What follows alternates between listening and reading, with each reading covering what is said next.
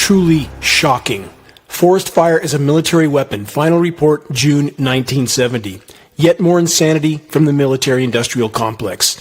This formally classified U.S. military report provides in-depth detail on the methods the military uses to prepare vast swaths of forests for extremely intense wildfire incinerations. The United States Forest Service provided much of the data for the U.S. military. Question, is that really the job description for the Forest Service, to instruct the U.S. military on how to, quote, set the stage for maximum intensity wildfire incinerations by months-long atmospheric spraying of desiccants and defoliants? Are U.S. citizens and populations around the world now in the same category as the Viet Cong were during the U.S. invasion of Vietnam? Geoengineeringwatch.org has desperately tried to sound the alarm on this exact scenario for a decade and a half. Even more disturbing about this report is the fact that it includes specific data that outlines the best engineered wildfire incineration timing for various regions in the U.S. and other nations that are thought to be U.S. allies. One of the regions in the U.S. that is specifically covered in this report is Mount Shasta, California, my backyard. Top fire agency officials have repeatedly acknowledged the now unprecedented behavior of wildfires. Every year is worse than the last. Why? All official sources refuse to or are unable to offer any valid explanation for the increasingly catastrophic fires and fire behavior. Why not? Every single person that I've talked to so far has made the mention that I don't know why it's doing what it's doing. It's burning differently. It's burning more aggressive than it has in years past. And I know we say that every year, but it's unprecedented. It's burning in every direction all at the same time. Other cities and regions that are rated for their incineration potential in this report include Washington, D.C., Florida, New Mexico, New York, South Carolina, Texas, Utah, Minnesota, and in the formerly golden state of California, Los Angeles, Mount Wilson, Blue Canyon, and, as mentioned a moment ago, in my neck of the woods, Mount Shasta, California. Other countries rated for their incineration potential include Greece, Turkey, France, Spain, all of which are countries that have recently been hit with catastrophic wildfires. Just a coincidence? You decide. The United States military machine has always treated the environment with unimaginable contempt. What's business as usual for the military-industrial complex? Blowing up pristine tropical islands to test nuclear bombs, detonating nuclear bombs in the atmosphere, on civilian cities, using radioactive depleted uranium munitions all over the Middle East, in the Balkans, toxic water supplies on military bases for our own troops to consume, highly toxic burn pits next to military bases which contaminated countless military personnel and civilian populations.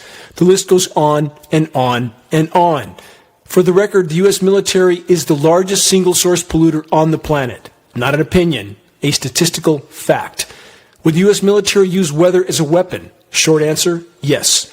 But would the U.S. military participate in the toxic spraying of forest lands in our own country in order to set the stage for extreme wildfire incinerations? Why would they, many ask? Let's start with this. The U.S. military has for decades stated on the record that the rapidly heating climate poses the greatest U.S. national security threat of all. Now consider this puzzle piece.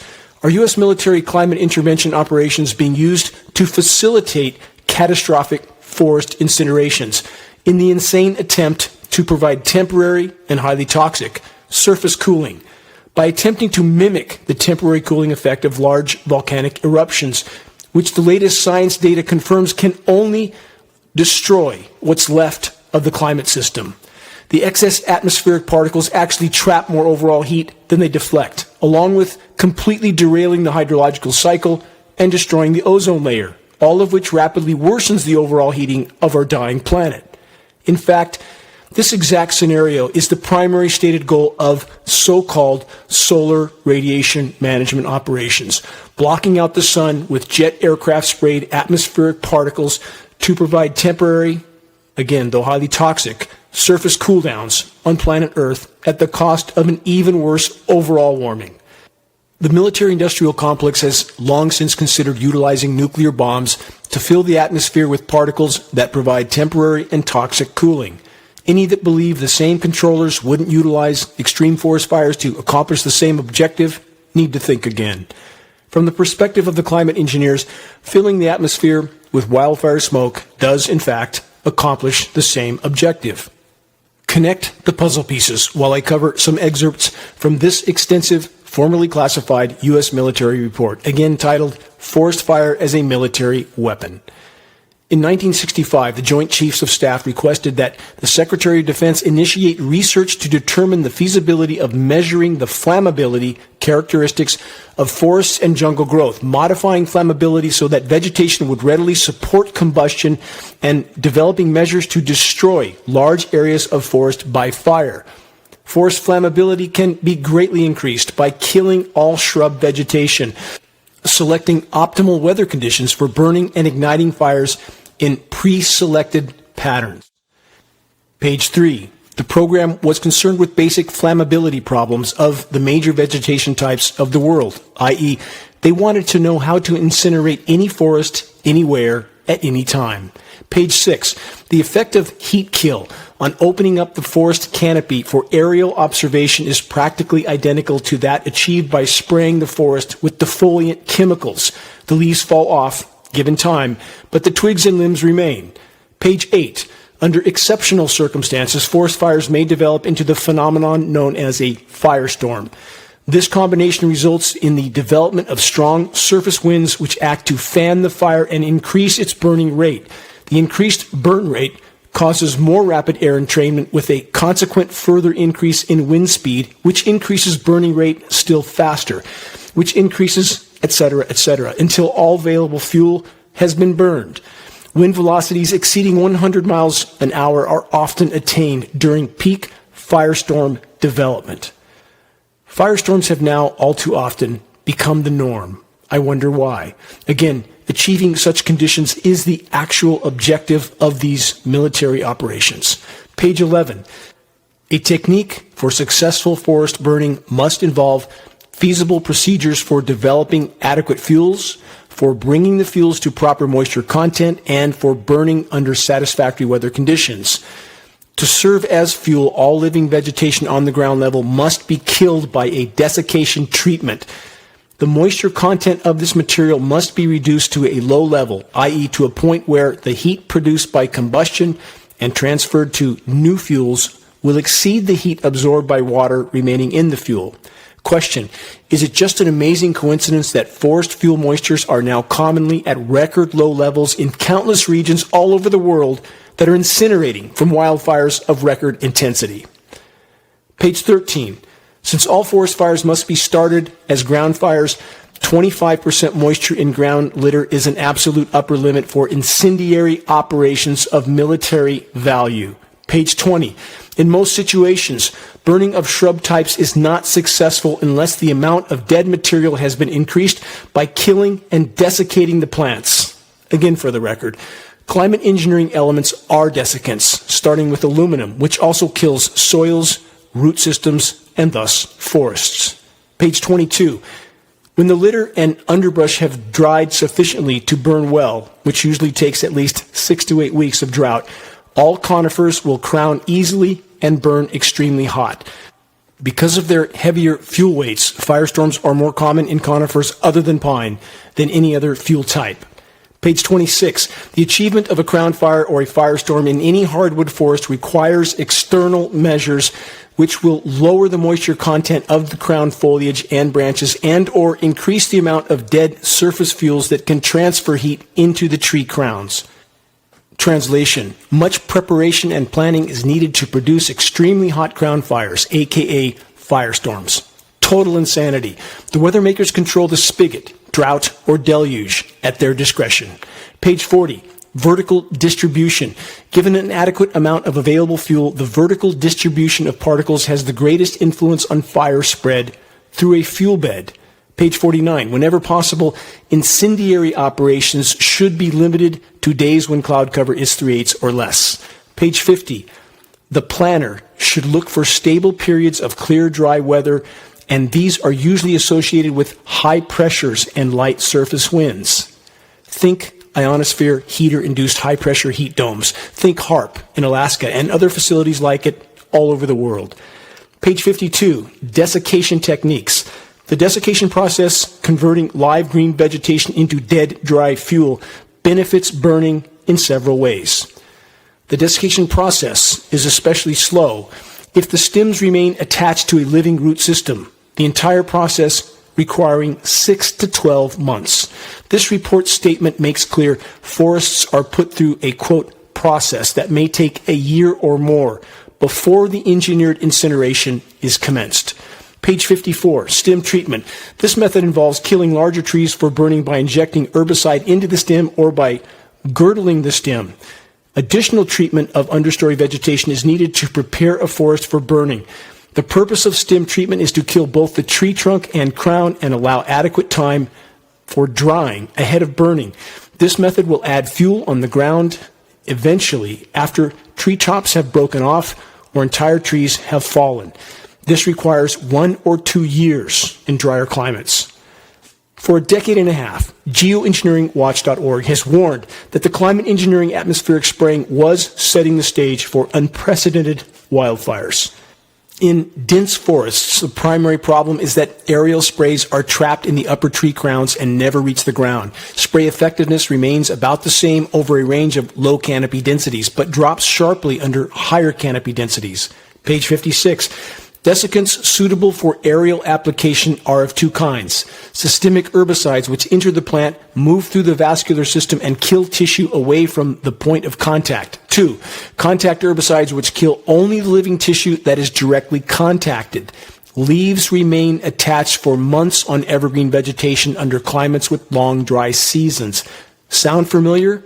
After specific fall rains, geoengineeringwatch.org has monitored dead, dry leaves hanging on deciduous trees, often for months. This is not nature. It is exactly what this Forest Fires as a Weapon report outlines. Page 65. In addition to treating live vegetation with desiccant chemicals and timing incendiary operations to take every possible advantage of the weather, forest fires can be made to spread more rapidly and burn more intensely by igniting many small fires in a predetermined pattern. Page 67. How can we achieve the maximum burning rate over any given area? Or, to put it another way, how can we get the maximum amount of fuel burning at one time? Page 71. Incendiary devices. The proper spacing of incendiary sets is much more critical to the success of forest burning operations than is the type of device used to produce ignition. Ignition of forest litter is most readily accomplished by small, cluster-type incendiary weapons designed for direct flame contact with the fuel. Page 73. Chemical defoliation of overstory trees and shrubs is the only logistically feasible method of augmenting the surface fuel supply. Defoliation missions should be flown at least 4 months in advance of the incendiary missions. Weather is crucial for success in forest burning. Incendiary operations must be preceded by at least a week of dry weather, and cloud cover should be 3/8 or less with relative humidity below 50% in the target area at the time of ignition. Maximum fire intensity is achieved by spacing ignitions so that adjacent fires begin to interact with each other at the exact time that each fire has reached its maximum normal intensity. Proper use of this area of ignition technique can greatly increase the effectiveness of forest fire as a military weapon. All of this has been and is occurring, not just in some far-off land, which is horrifying enough, but also in our own country. The U.S. military document covered in this report, which includes references to numerous potential target regions within the U.S., is beyond shocking and alarming. For over a decade and a half, geoengineeringwatch.org has monitored and reported on the constant climate engineering assault on our forests, on us, and everything else in the web of life. An assault that has been ongoing for over 75 years, but which continues to be officially denied, not just by official sources, but by a so far willfully blind public, in spite of the fact that climate engineering operations are shockingly visible in our skies, with the consequences of the climate intervention operations already being far past catastrophic. Climate engineering is weather warfare. What we collectively face is a fight for life, nothing less. We can debate on the agendas and objectives of the global controllers, but the fact that climate engineering operations are being used to completely disrupt historical climate and weather patterns, causing unprecedented drought and wildfires in many regions, while others are drowned in biblical scale deluge, is beyond dispute. Satellite images conclusively confirm the almost inconceivably massive geoengineering operations being conducted all over the world. Extremely extensive science data and testing analysis further confirms the weather warfare reality. Climate engineering desiccant particles, which are also incendiary materials, are absolutely present in our air column in staggeringly toxic amounts. Nanoparticle elements of aluminum, barium, strontium, manganese, polymers, and even graphene. Further consequences of climate intervention operations include the total decimation of the ozone layer, which is by itself an extremely near-term existential threat. What will it take for the truth to be acknowledged by the so-called science community, official sources, and the public? Will the moment of recognition be when we hit the wall of total planetary life support system collapse? Those in power are not gods, and we are not helpless. All of us are needed in this desperate battle to defend what is yet left of the planet's life support systems on which all of our lives and our children's completely depend. The first and most critical leap in the right direction that we can make is to achieve a critical mass of awareness in the population, not just an awareness of bad things happening or that governments and militaries are criminally corrupt, but an awareness of the fact that what we face is a right here, right now fight for life. A malignant cancer of the criminally insane is completely in control. They must be exposed and brought to justice legally and morally, or very soon there will be nothing left to salvage. Sharing credible data from a credible source is key. Geoengineeringwatch.org will continue to strive to be such a source. Check the activist suggestions link on the homepage of geoengineeringwatch.org to get specific details on how you can help to move this fight forward. Sharing the link for the groundbreaking climate engineering documentary titled The Dimming is essential. We, all of us, each of us, must make every day count in this most critical effort to turn the tide. Please, make your voice heard while it can still make a difference. This is Dane Wigington with geoengineeringwatch.org.